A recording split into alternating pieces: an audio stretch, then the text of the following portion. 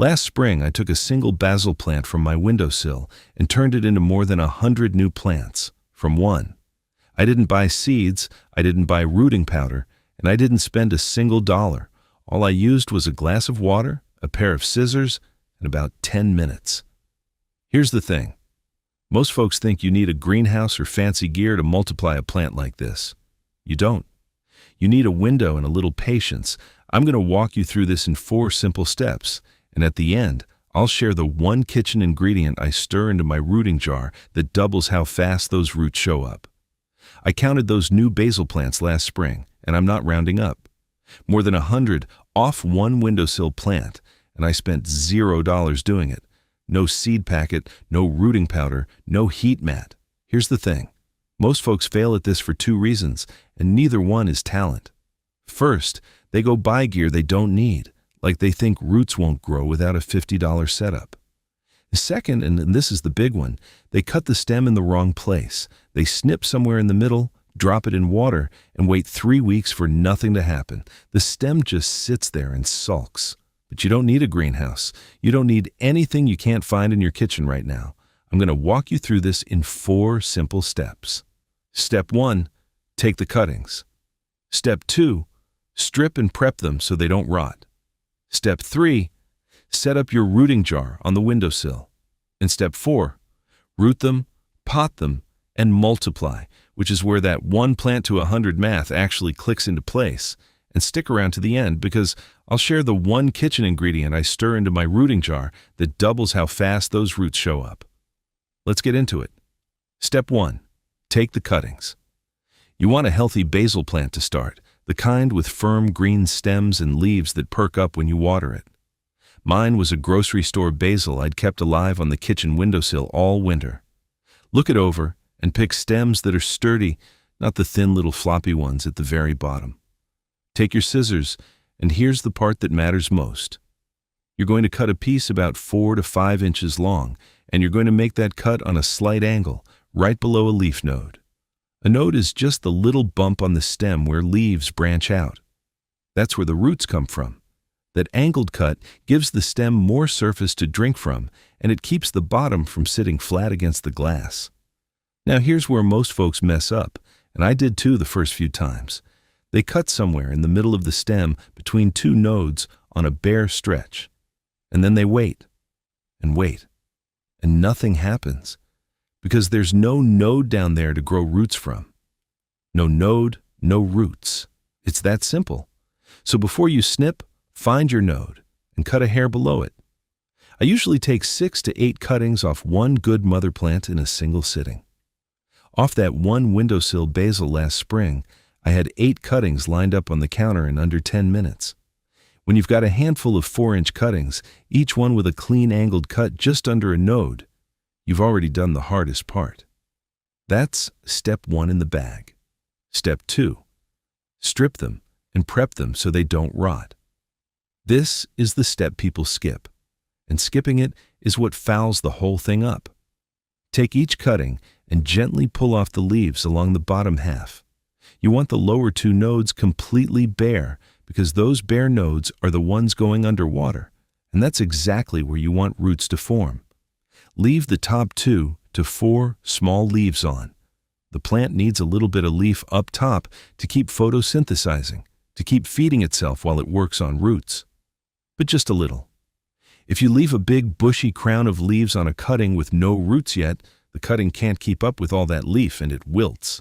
The failure here is leaving leaves down low, below where the water line is going to sit.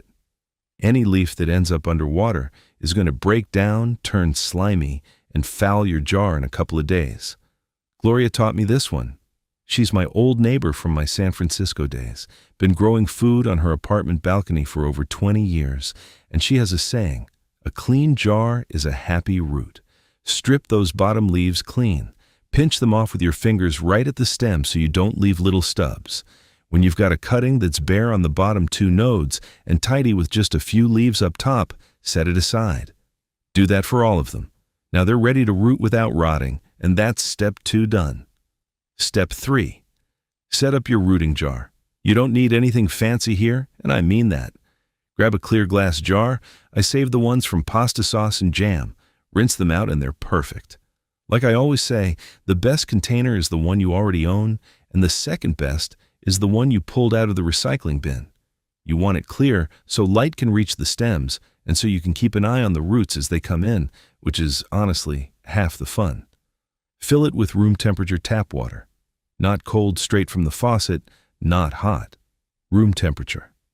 Cold water shocks the cuttings and slows everything down. Now drop your cuttings in so the bare bottom nodes are sitting under the water, but the top leaves stay high and dry above the rim. That's the balance you're after. Nodes wet, leaves dry. If the leaves are dunking in the water, your jar's too full or your cutting's too short. Set that jar on a bright windowsill. But here's the key. You want bright, indirect light, not hot, direct sun. A south window that bakes in the afternoon will cook those tender stems and bloom green algae all through your water. I learned that the hard way one spring when I left a jar in the full Sacramento sun and came back to a jar of pea soup. An east window, or a spot a foot back from a bright south window, is just right. Then, every 2 to 3 days, pour out the old water and refill with fresh room temperature tap water. This is the maintenance that makes or breaks it. Fresh water keeps oxygen in there and keeps bacteria from building up. It takes about 30 seconds. When you've got your jar of cuttings sitting in clean water on a bright sill, nodes submerged, leaves reaching for the light, you're officially propagating. That's step 3, and now it's mostly waiting. Step 4, root them, pot them, and multiply. This is where the magic that I promised you in the title actually happens. Leave those cuttings in the jar and keep changing the water. Somewhere around day 10 to 14, you'll start seeing little white roots pushing out of those submerged nodes. They look like tiny white threads at first, then they branch and thicken. The hardest part of gardening isn't the growing, it's the waiting. So, be patient through those first couple weeks. Once the roots are about 2 inches long, the cutting is ready to leave the water and go into soil. Pot each rooted, cutting into a small container of soil. I use my own free potting mix, worm castings from the bin buried in my raised bed, mixed with whatever compost I've got going. You can use any free or cheap potting soil. Tuck the rooted end in, firm the soil around it, give it a drink, and set it back on the windowsill. In about 4 to 6 weeks, that little cutting grows out into a full, bushy basil plant. And here's the part that turns 1 into 100. That new plant is now a mother plant itself. Every single one of those rooted, potted cuttings can give you another 6 to 8 cuttings, and each of those roots and becomes a mother. And so on. Let me put real numbers on it because that's how it actually compounds.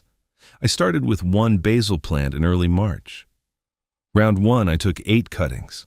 By late March, they'd rooted, and within a few weeks, they were full plants. That's 8 mothers.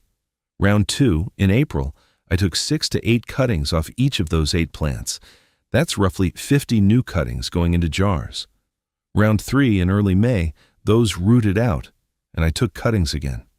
1 plant became 8, 8 became around 50, and 50 became well over 100. 2 to 3 rounds of cutting across one spring, March into May here in Zone 9B, and the math just runs away from you. I weighed nothing. I bought nothing. I literally set my kitchen scale aside because there was nothing to weigh. Just tap water, recycled jars, free soil, and a pair of scissors. Total spend, $0. From 1 plant on a windowsill. That's exactly what Gloria means when she says you don't need a yard, you need a window. Her whole balcony started from a few cuttings like these. And now, you know the whole method, start to finish. That's step 4, and that's the 100 plants. Now, if watching 1 basil plant turn into a shelf full is making you realize you've been buying little plastic clamshells of herbs at the store that you could be growing free on your windowsill, I wrote the whole system down. It's my book, The 30-Day Kitchen Scrap Garden Protocol, and it's $17 over at backyardbuddybooks.com. Chapter 5 is the Regrow Encyclopedia, and it walks you through basil, mint, rosemary, and a couple of dozen more, with illustrated diagrams showing the exact cutting angle and the root development stages so you can see precisely what to look for in the jar. If you're watching on your TV, go ahead and grab your phone and point it at the QR code on the screen. No rush. Take your time pulling it up. I'll be right here. And if you're on your phone or laptop already, the link's right there in the description. All right, let's keep going because there are a few mistakes I want to steer you clear of. The first mistake I see all the time is cutting in the wrong spot. Folks grab the scissors and snip somewhere in the middle of the stem between two nodes, and then they wonder why that cutting just sits in the water for 3 weeks doing nothing. No node, no roots, ever. You lose the whole cutting and the time it sat there. Always cut a hair below a node every single time. The second mistake is never changing the water. You set the jar up, you walk away, and a week later, that water has gone cloudy and slimy along the bottom. When that happens, the cut end starts to rot from the bottom up, and once a stem rots, there's no saving it. Fresh, room temperature water every 2 to 3 days keeps that from ever starting. The third one trips up the people who are trying the hardest. They figure more light means faster roots, so they park the jar in the hottest, brightest patch of direct afternoon sun they've got. What actually happens is the water heats up, algae blooms green along the glass, and those tender little stems basically cook. Your success rate drops off a cliff. Bright, indirect light on a windowsill, out of the midday blast, is exactly what basil wants. Get those 3 right, and you'll root nearly every cutting you take. Now, I told you at the start I'd share the one kitchen ingredient I stir into my rooting jar that doubles how fast those roots show up. Here it is, raw, unfiltered honey. Half a teaspoon stirred into 1 cup of room temperature water, about 250 milliliters before the cuttings ever go in. And I want to be honest with you. This isn't for any mystical reason. It's because honey is naturally antimicrobial. It keeps the jar water from clouding up and turning bacterial, and that bacterial water is the real thing that stalls cuttings out. Here's the thing. When the water stays clean, the basil stops fighting off rot at the cut end and pours all that energy straight into making roots instead. The difference is something you can actually count. With plain tap water, I'd see the first little white root nubs in about 10 to 12 days. With the honey water, they show up in about 5 or 6, roughly double the speed, from half a teaspoon of something you already have in the cupboard. You still change the water every 2 to 3 days, same as always, and you just stir in another little touch of honey when you do.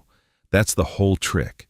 Before I let you go, once that one basil plant has become a whole shelf full of rooted cuttings, the natural next move is turning it into a system that means you never buy a plastic clamshell of herbs again. That's Chapter 7 of the book, Scaling Up, and it walks you through the never buy herbs again setup, how to stagger your cuttings so something's always ready, and how to grow vertically when all you've got is a windowsill or a small bed with illustrated diagrams laying the whole thing out. It's honestly the guide I wish I'd had years ago when I was crowding everything onto one apartment sill. You'll find it at backyardbuddybooks.com. If you're on the TV, grab your phone now and point it at the QR code on the screen. Take your time, I'll wait right here. And if you're on your phone or laptop, the link is sitting in the description ready for you. So that's it. A window, a glass of water, and a pair of scissors turned one basil plant into more than 100. Take one cutting this week, just one, and set it on the sill. Drop a note in the comments and let me know which herb you tried. I read them all. And if you want to keep going on that same windowsill, take a look at regrowing green onions and lettuce next, because those go right alongside your basil jars. Until next time, keep growing your own food, my friend.